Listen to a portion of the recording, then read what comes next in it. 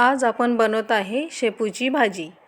तुम्हाला माहिती आहे का, साधीसुधी दिसणारी आपली शेपूची भाजी शरीरासाठी किती फायदेशीर आहे। चला तर मग बघूयात। शेपूनी पचन पण सुधारते, त्यामध्ये कॅल्शियम भरपूर असते, त्यामुळे हाडे मजबूत होतात। शेपू भाजीमध्ये आयर्न पण असते, शरीरासाठी रक्त वाढायला मदत होते। शेपूच्या भाजीमध्ये आपल्या शरीरासाठी इम्युनिटी वाढण्यासाठी मदत होते, शरीर ताकदवान बनते।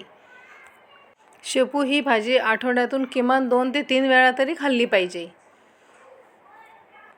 चला तर मग आपण स्वच्छपैकी आपली भाजी छानपैकी निवडून घेऊयात। हे बघा, अशा पद्धतीने निवडायची आणि खूप छान फ्रेश भाजी भेटलेली आहेत। इतके फायदे आहेत ना आपल्या शेपूचे, मी तुम्हाला सांगितले आहेच। चला तर मग आपण छानपैकी तिला धुवून घेऊयात। निवडून तर आपली झालेली आहे, आपण तिला धुवून घेऊयात। आता 2 ते 3 पाण्याने छानपैकी धुवायची। छान निवडून झालेली आहेत, आता आपण धुवून घेऊयात। 4 ते 5 पाण्याने धुवायची भाजी। हे बघा, अशा पद्धतीने छान धुवून घ्यायची।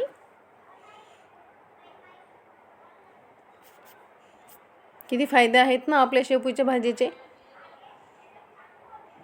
हे बघा, छान धुवून झालेली आहेत आणि त्यातलं पाणी काढून आपण नितरून घेतलेले आहेत तिला। त्यानंतर आपण कट करून घेणार आहोत। शेपूच्या भाजीने आपले पचनक्रिया पण चांगली होते आणि आपल्याला पोट वगैरे दुखत नाही, गॅसेस कमी होतात।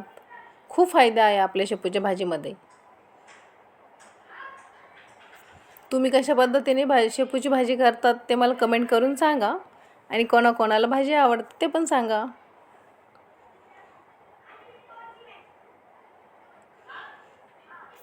हे बघा, किती छान आहेत आणि खूप छान फ्रेश भेटली होती मला भाजी मार्केटमध्ये। आणि मुलांना देण्यासाठी पण छान आहेत, पण बरेचसे मुलं खात नाही आपले, तर आपण वेगळ्या पद्धतीने खाऊ घालू शकतो मुलांना।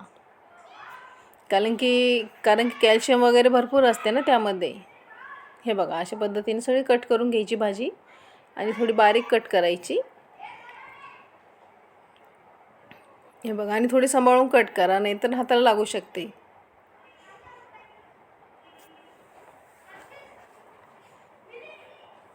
छानपैकी भाजी कट करून झालेली आहेत।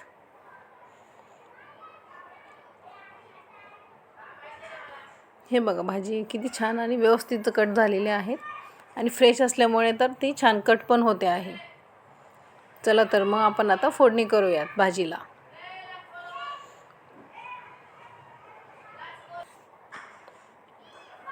गॅस पेटवून घेतलेला आहे, आपण आता कढई गरम करूयात।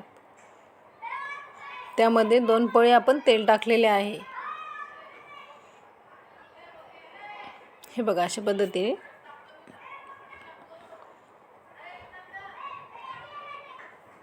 त्यानंतर आपण ॲड केलेली आहे मोहरी। छानपैकी मोहरीला तडकू द्यायचे। त्यानंतर जिरे ॲड करायचे। त्यानंतर जाड बारीक कापलेला लसूण, गावरान लसूण आहे तो, आणि त्यानंतर जाड बारीक कापलेली मिरची, हिरवी मिरची। त्यानंतर मी मूग डाळ धुवून आणि भिजून घेणार आहेत, म्हणजे भाजीसाठी ती छान असते आणि टेस्टी लागते। तर एक 5 मिनिटं आपण फोडणी देऊपर्यंत आपली मूग डाळ भिजत राहील, त्यानंतर आपण ॲड करायची। आता आपली मोहरी वगैरे तडकून झालेली आहे, त्यानंतर आपण त्याच्यामध्ये कापलेली आपली शेपू टाकलेली आहे। हे बघा, अशा पद्धतीने कलर पण खूप छान आलेला आहे। झाकण नाही ठेवायचे भाजीला, न झाकण ठेवताच भाजी शिजवायची, तर तिचा कलर पण खूप छान राहतो आणि खाताना पण ती टेस्टी लागते। हे बघा, अशा पद्धतीने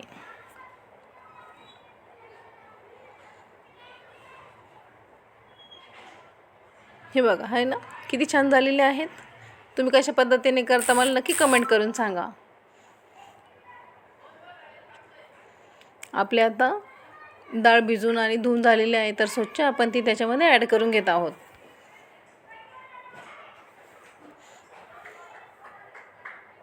त्यानंतर आपण मीठ टाकलेलं आहे त्यामध्ये, आणि छानपैकी भाजीला पाणी पण सुटलेले आहेत, तर त्यासाठी वरून पाणी टाकायची काही गरज नाही।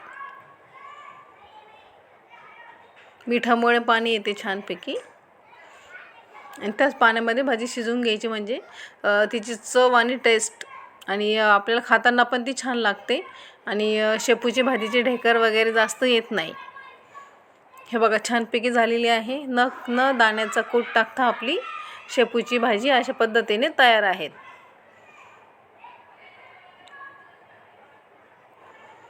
चला तर मग आपण सर्व करूयात भाजी.